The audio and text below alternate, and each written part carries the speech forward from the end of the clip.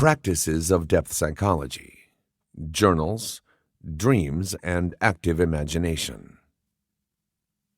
Undertaking a dialogue with our own depths brings greater purpose, dignity, gravitas, and meaning in this journey we call our life.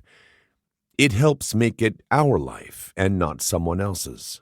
It involves a measure of discipline, to be sure, to check in with our own souls, and to pull out from the melee of our journey the noisy distractions of our necessary duties, to ask, what's going on here?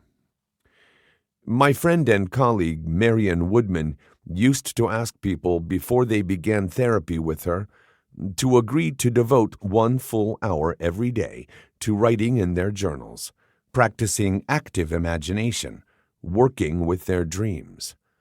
Many people, she said, would respond, "But I don't have that kind of time. I can't cut that out of my schedule."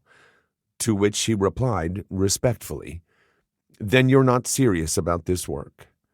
What could be more important than this kind of encounter with the magnitude of your own soul's journey?" Every day, some time should be set aside, perhaps in the morning, perhaps at night, to formally address the workings of your psychic life. There is more than one way to do this. Journaling is important because you don't just sit down and write, "Dear diary, this is what happened today." Instead, you ask, what got touched today? What generated a significant amount of energy? Where did that energy come from? What did today's experience touch in my history? What satellite issues might that have activated? Perhaps you had some conflict with someone in the course of the day that continues to ripple for you. It's easy to dismiss it as something that happened out there. But you can also pursue it a little bit and ask, where does this come from in my history? You may find that it stirs resonant rings of influence, fear of conflict, or the difficulty of holding one's own in the presence of a large other. Your journaling needs to ask, what was that about? Where did that activate some aspect of my history? What do I need to know about that? How do I need to bring the wherewithal of my adult capacity to it? As you pay attention in your journal, recognize that you don't have to enter it every day, but rather when something significant occurs. I have often found that when people are driving away from a session, their best thought on that session comes to them because their material has been activated. Or they wake up with an insight at 3 o'clock the next morning. I always say to pay attention to those waking thoughts. Write them down. Some of them are tied to our specific daily anxieties, yes, but many of them reveal things that have been triggered. We need to figure out what things have been triggered and why. We also, from time to time, need to take on the technique of active imagination. Jung developed this in a profound way. It's not meditation, and it's not guided imagery. Those are other kinds of techniques. As the name suggests, active imagination is about activating the image. Let's say, for example, I have a dream in which I'm in a house. There's a sinister presence there. I think someone is trying to kill me or has hostility toward me, and I wake up in an anxious state. From the ego standpoint, the most natural thing for me to do is get out of that house, forget the dream, ignore it. But on the soul's journey, I have to ask myself, why has this dream come? Dreams are not arbitrary. They're not planted in our brain by alien forces. They are natural byproducts of our psyche seeking its own healing and development. That's the thing you need to remember. Dreams come to us as part of the psyche's natural process of healing itself for developing our journey.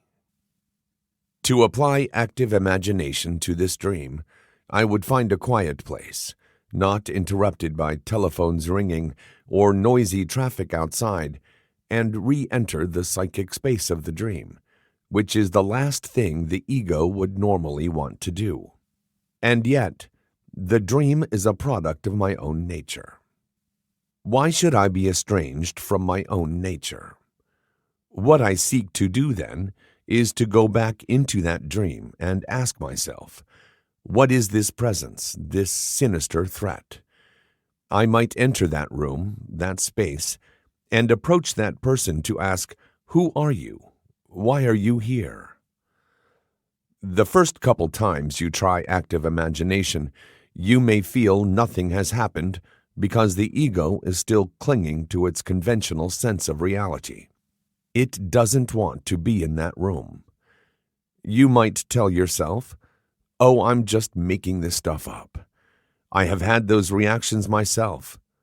But as you practice, you will begin to realize you can slip more easily into a subjective experience of that setting and ask, why have you come? What is it you want from me? Out of this questioning often comes the revelation that this presence, this energy, may be some part of us that has split off, that is actively angry toward us, or that is seeking our love, our healing, our re-energization. Or it allows us to recognize that perhaps there are certain forces in our environment that are dangerous and that require our attention. From the standpoint of street logic, our outer sense of reality thinks, oh, what nonsense is this? You're just making up talk in your head. But here's the thing to remember. Much of our psychic life is unconscious. It only becomes conscious when it activates itself through or is embodied through an image such as a dream image or a behavioral pattern. If you've actually activated the image, then in that moment you make something of that invisible world visible. By activating the image, which is what is meant by active imagination, you thereby make it available to consciousness. You're not there to control it, as that would be quite contrary to working with the psyche. This is why I'm not an advocate of so-called lucid dreaming, where people try to enter their dreams and change the endings. To my mind, that defeats the whole purpose of dream work. That is the ego reasserting its sovereignty, rather than asking, why has the psyche spoken to me in this way? What does it wish to tell me? What is it I need to learn here? Where do I need to be humbled in order to learn? I see the whole notion of lucid dreaming as contrary to soliciting the wisdom of our nature. It's the ego seeking to control the soul one more time in one more subtle way.